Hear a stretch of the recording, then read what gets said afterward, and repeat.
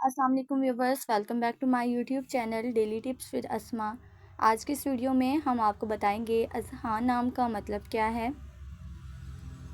अज़हान नाम का शुमार लड़कों के नामों में होता है। अज़हान एक इस्लामी नाम है।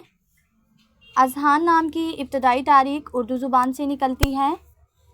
अज़हान नाम के अफराद के लिए खुशकिस्मत नंबर 4 माना जाता है।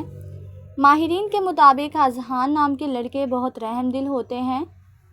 अज़हान नाम का मतलब है दानिशमंद, ज़राफ़त। अज़हान नाम के लड़कों के लिए खुशकिस्मत दिनों में एतवार और मंगल का दिन शामिल है। अज़हान नाम के अफराद के लिए मुवाफ़िक रंगों में सुर्ख और हल्का सब्ज़ रंग शामिल है। अज़हान नाम के अफराद के लिए मुवाफ़िक पत्थरों में पुखराज पत्थर शामिल है। खुशकिस्मती वाले धातों में हिंसों के हिसाब से तांबा शामिल है।